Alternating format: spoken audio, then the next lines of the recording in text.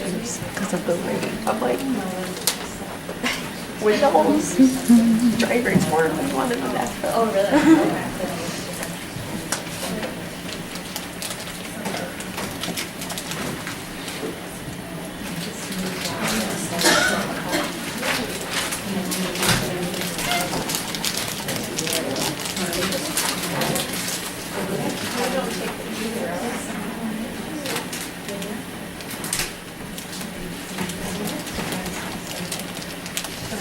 Brutal cold weather brings changes for all, and hunkered down deep, hibernators sleep since fall.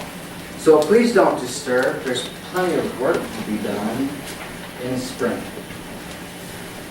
Welcome everybody to Schmicker Reserve's Visitor Center here. I am a student in my final semester at the university. My name is Matthew. And today we're going to be learning about hibernators. We're going to listen to some songs. We are going to talk about adaptations and participate in a couple of activities. So can anybody tell me the difference between torpor and hibernation? Anybody at all? Torpor, hibernation? No? Hibernation. Yeah. What does that mean? What do we... Animals hibernate. They do. Hibernators sleep very deep through winter. They don't wake up much. But torpor is a little bit different. Torpor is a prolonged hypothermia. They will often wake up every day and warm themselves up just to go back to sleep. So some of Wisconsin's torpor animals are these Virginia opossums. Another animal you can find here are rodents like mice. Oh, by the way, kids, if you want to come up to the front, you're welcome to come up here. It's over there. You can come up here. Yeah, come on up. Yeah, have a seat.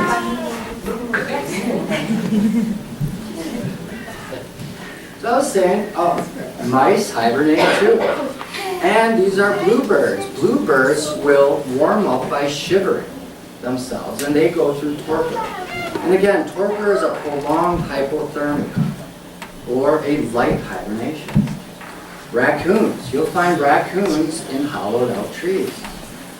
They also do torpor, and so do porcupines. Porcupines are great tree climbers. And we love skunks. They do. They have barbs. They have barbed quills. Skunks are also light hibernators. But let's talk about a deep, deep hibernation. That means they're not waking up. The common whirlwill is one of the only birds that actually gets down to a deep state of hibernation. Also is the 13-lined race runner, or brown squirrel. These animals can drop their heartbeats down from 200 beats a minute to 20. And then, when to warm up, they'll shiver themselves up. So right about now, they're coming out of these little holes you can find all around. So right now, I want to try a small activity, a short activity with everybody. I want you to go ahead and pick an animal, maybe it's on your poster, that either hibernates or goes through torpor. Go ahead and pick this animal, and we're going to go ahead and sleep. We are going to hibernate, or we are going to torpor for about 30 seconds. I will wake us up in spring, and we will go ahead and talk about how it went. And one more thing. While you're taking our cold, deep nap or our deep, deep hibernating sleep, go ahead and think about what on earth are we going to do when we wake up? Okay? Are there any questions about what we're going to do here? Yes? Eat breakfast. Oh, you're way ahead of me. Thank you. All right. So if everybody's ready, let's go ahead and either hibernate or torpor. You can wake up and shiver if you want. It's up to you. Ready? Let's give this a shot. Go for it. All right.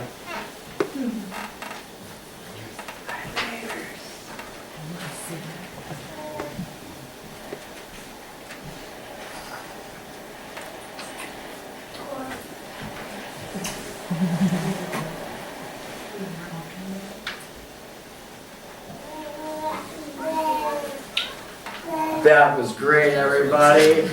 Okay, winter sleepers and spring peepers, time to rise and shine. It's springtime. I saw you sleeping really good through winter. What animal were you?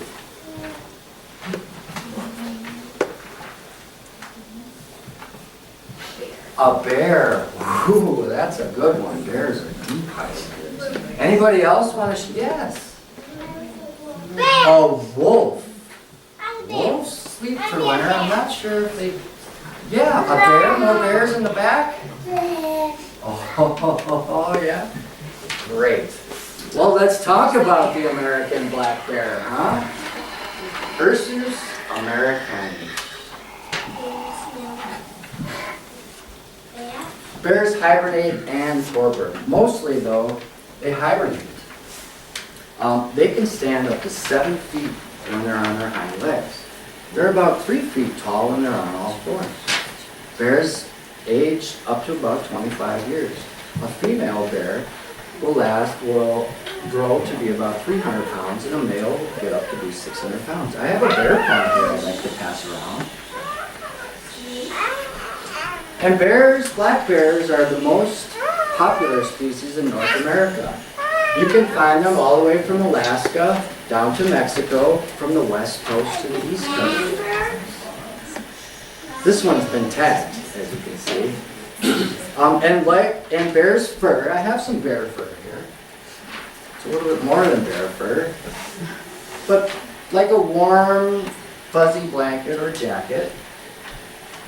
It keeps the cold air out and the warm air in. Bears will go ahead and find a hole, make their den in a cave, under a tree, in a log, or under the root mass of a tree. And in warmer climates, you'll find bears making their dens up in trees. They're a very good climate. So a little thing about climate change here. When winter thaws too early, a bear den can be flooded out. That means the bear will wake up early and they're going to be really hungry. The problem is all the food is still frozen. So we have to be careful and keep an eye on bear populations and how it relates to the climate. So bears, as I was saying, were opportunistic eaters. They are omnivores. That means they're both herbivores and carnivores. Carnivores have big canines to grab onto their animals. They also use the incisors to tear their food. But, like an herbivore, they also have molars to crush grasses and roots. And they will eat a lot of grass, roots, and berries. But there's one thing about, well, by the way, can anybody see the bear tracks along the river there? Bear tracks are pretty cool. I have one here. How about we start? Here's a bear track. And there's also a couple paws on it. So here are those little tracks I put in. I don't know if you can see them. And there's also bear scat. Who knows what bear scat is? Poo!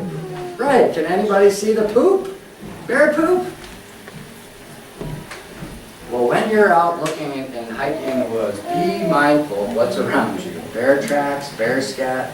And if you look really closely, you'll see a little bear in the back of the woods peeking its nose out. You see it? It's tough. Right here.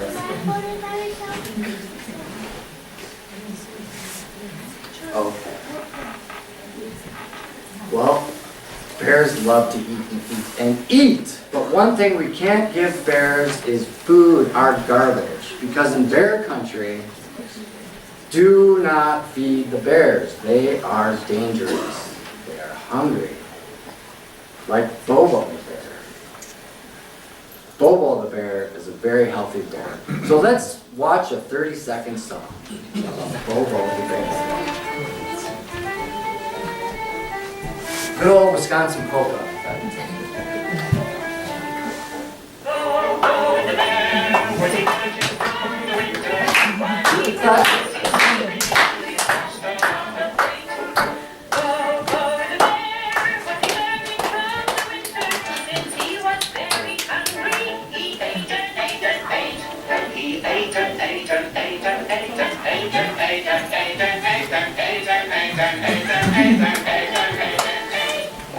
I wasn't kidding. They're hungry. So let's try talking about some hibernators like garter snakes and box turtles. And like before, I want you to remember about the animal you were when we hibernated earlier. Okay? So let's pretend it's an early winter thaw, unfortunately, and we're waking up hungry. So go ahead and open up. I have some hibernating snacks here. I'm going to pass some out. In fact, if you want, I'll just pass this around and feel free to open them up and have your hibernating snacks. And while we're enjoying our snacks, let's check out some true deep hibernators. The garter snake is one of these reptile animals. In fact, I took a picture of this garter snake last Saturday at another student's program about tracks, animal tracks. The ornate box turtle is another deep hibernator that goes and hibernates between October and April, just like the land snail. The land snails are coming out now too. And then we have bumblebees. Bumblebees are different from honeybees. Bumblebees hibernate in the ground, and honeybees will keep their hives and their colonies warm all winter long by beating their wings and dancing. Of course, the big brown bat is one of the best known hibernators around. It can reduce its heartbeat from 400 beats per minute to 25 beats per minute. A cool thing about bats is that they will mate in fall but not become fertilized until spring. And they only give birth to twins. And who loves hummingbirds, right? Hummingbirds hibernate? Not quite. They do go through torpor, deep torpor, almost on a daily basis at night. Hummingbirds will migrate down to Mexico because they are carnivores and they eat insects. The nectar that they drink is fuel for energy that they need to hunt those insects. So let's dive down deep into the ground and check out some more animals that hibernate. I have here hedgehogs and groundhogs. Now I know, hedgehogs, or maybe you might not, but hedgehogs aren't from around here. They're from Europe and Great Britain. But these animals can sleep away the entire winter. They can drop their temperature so low that you can barely see them breathing. And then, of course, they'll warm themselves up and they'll pick their heartbeat back up by picking their heartbeat back up. So a defense mechanism, and now this one doesn't look too threatening, will be to roll up in a ball and protect its soft belly. Right? And a couple more cool hedgehog fun facts. Well, hedgehogs weren't always called hedgehogs. They were called urchins. That is how the name came for sea urchins. Okay? Their snouts are way up in front of their face because they use that to hunt insects and other little critters. They're carnivores. Their eyesight is poor, but they are nocturnal, so they see well at night when they're awake, and then they sleep during the day. A group of these cute little critters are called an array. And for you gardeners out there, I bet you'll appreciate that hedgehogs will keep your garden clean because they will get rid of every single insect and critter in it. Yeah. So here's our other cool no pun intended, animal that hibernates. Groundhogs. Does anybody else know another name for a groundhog? There are a couple. Go ahead. Groundhogs. What else? Woodchuck. Woodchucks. Yeah. How about another one? Ground squirrel. Whistle pig. Yeah. So I have a really good example of what they sound like when they're in an emergency here. But they're also called marmots in Colorado. That might be another familiar term. So groundhogs eat all summer long to build up fat. A family of groundhogs will go deep into the ground. Now, a groundhog weighs about 7 to 14 pounds, about the size of your house cat. Right? And they make burrows about 3 feet into the ground and about 20 feet out. The hedgehogs only make burrows about 20 inches deep. So when a groundhog is going to eat and store up all that fat during summer so that it can hibernate, it has the ability to go from 98 degrees outside during summer down to 38 degrees in its burrow. And it doesn't wake up. Maybe once or twice, but over that entire time, it's pretty much sleeping. Yeah, and as I said, they will eat a lot of food to live on that fat. So one side note about groundhogs is that scientists and doctors are studying how hibernation works. They want to use it to apply the lack of oxygen that goes to a groundhog's brain during hibernation and use it towards stroke victims, or to lessen stroke damage. Also, the hormone that guides a groundhog into hibernation is being studied to help for heart transplants and heart attacks. So why don't we wind down this section of Deep True Hibernators with a fun song. It's about a minute and a half about animals that you will find all over here at Schmeekley Reserve.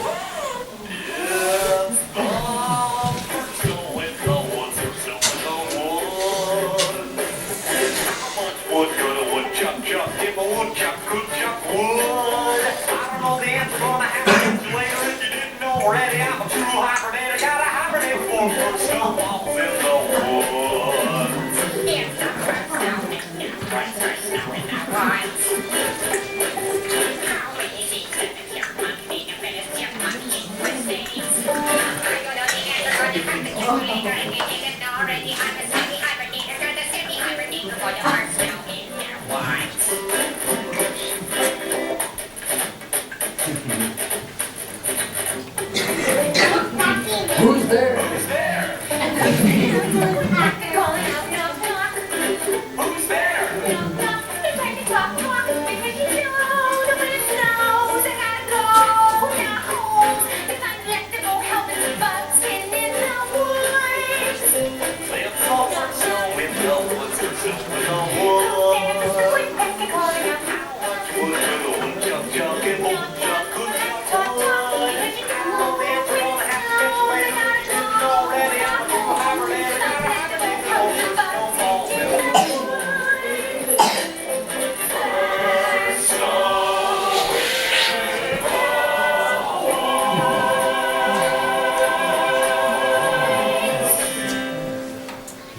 All right, that was a lot of fun, huh? That was a fun song.